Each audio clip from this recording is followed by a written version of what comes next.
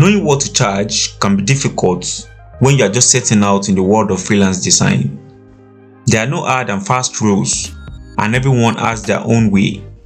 Then there is this complicated matter of how to charge. Do you use an hourly rate or charge a per project fee? And what about price lists?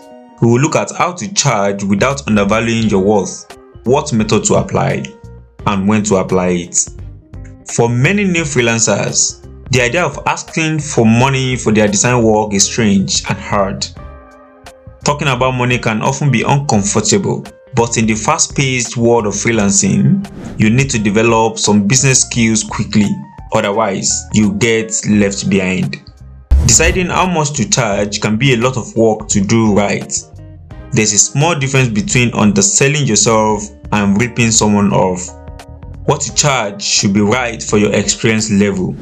Don't demand senior level fees if you are a junior, but also be competitively priced in order to draw in customers. Some people will say, make sure you are making enough money to pay for yourself each month, including pension, social security, healthcare, tax, and so on. It's very simple to price fruit and vegetable less. But what about logos and flyers? Let me explain what I mean by these examples. Fruit and vegetables are tangible goods with a clear market value. They can easily be measured and sold by weight or quantity. Logos and flyers are intangible services that require creativity and skill and can vary widely in quality and complexity. Therefore, it is harder to determine how much to charge for logos and flyers than for fruit and vegetables. When you set your rates, you have to consider not only your experience level and the competition, but also your personal expenses and obligations, such as pension, social security, healthcare, tax, and so on. Calculating and paying these can be complicated and stressful, especially if you work for yourself or freelance. That's why I said it's a nightmare. So the question now is, should I use a price list? A novice freelancer's first time of deciding how much to charge for their work might start with making a list of prices. Price lists are just like their name, a list of things you can do and how much they cost. They are the same for everyone. If someone asks for a logo, you charge the price on your list, no matter what the project is. Don't get me wrong. Some designers use price lists very effectively, but they can definitely hold you back from reaching your potential. The thing is, different clients have different budgets, and every project is unique. In this game, it pays to remain flexible. If a mega rich business owner comes to you with a large branding project, it's in your best interest to be able to increase your fees.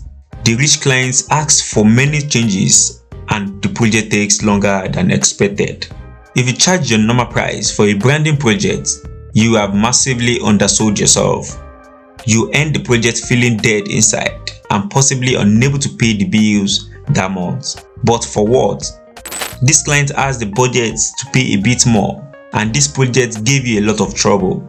So don't feel bad about increasing your price. Equally, there will be times when a client can't afford your fees, but you want to work on their project so badly that you agree to reduce your rates. So lesson 1, stay flexible. Another question is, should you charge hourly or per project? Two other standard pricing methods are charging by the hour or charging per project. It's never a good idea to put all your eggs in one basket. Both these methods have their uses, but don't just stick to one for every project you do. Decide which one best suits the project and the client. Let's talk about the hourly method. Over a long period of time, charging by the hour will usually give you better value for money. So use this method when you have a large or ongoing project. Make sure your client knows upfront roughly how many hours you need to put into the project, so that they don't get a massive shock when they receive the invoice. For freelancing newbies, charging per hour is probably the easiest pricing method to get your head around. The problem with charging per project is that you need to guess how much time you will spend on a project, then multiply by your hourly rate. This can be hard, if you don't really know how much time you need to finish things yet. For the per project method, when you're doing little to average projects that don't last long, charging per project is by far the best method to use. If you keep charging per hour, this is what will happen. As you get better at your work, you will be able to do things faster. You will need less and less time to finish a project. So a project that you used to charge 10 hours for now only takes you 6. You are still making the same thing, but in reality, you are now charging less. The faster you work, the less money you will make when you charge by the hour. When you charge by the hour, you should think about your hourly base rate, but don't use it as the only defining factor. Depending on the requirements of the project, there are other factors to consider that should affect what you charge, and one of them is how much will you enjoy this project. Sometimes you might get a project that you don't want to do. You know the client is going to be a pain. They are going to tell you what to do. They are not going to respect your opinion, and you are going to hate the work. The final product is something you are embarrassed of and you don't want to put it in your portfolio, but the client likes it, so that's what matters. You might think this work is not worth your time, but as a freelancer who is new in the business, you need the money. So don't say no to projects. Just ask for more money to deal with the hassle. When it's over, just forget about it and never talk about it again. There are also other kinds of clients that are boring and unethical.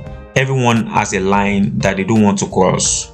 Another factor is licensing and rights management. Many clients want different kinds of rights when you give them your work. You should charge more depending on how much control they want. If the client wants to own the project completely, they should be ready to pay between 1.5 times 2 times more than the first project price. This is to make up for the money you could have made if it was still yours. How do you calculate your rate? First, start by working out how much money you need to get by every month.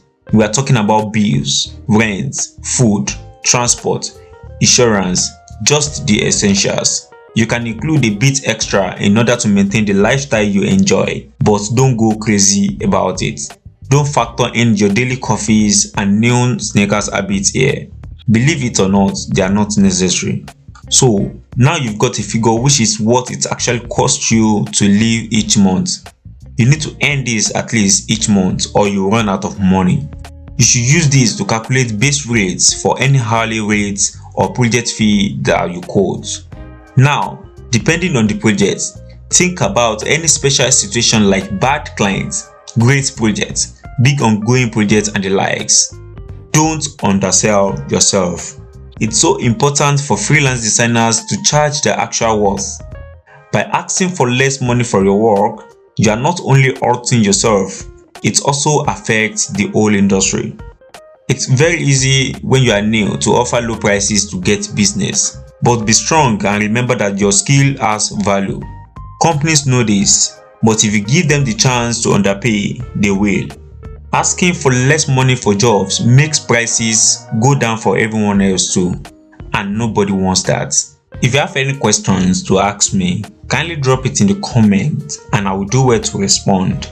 If you want to stay updated with the latest graphics design tips and tricks, I invite you to subscribe to this channel and click on the notification bell to be notified whenever I upload a new video. Keep nurturing your creativity and let's continue this artistic journey together. Until next time, stay creative.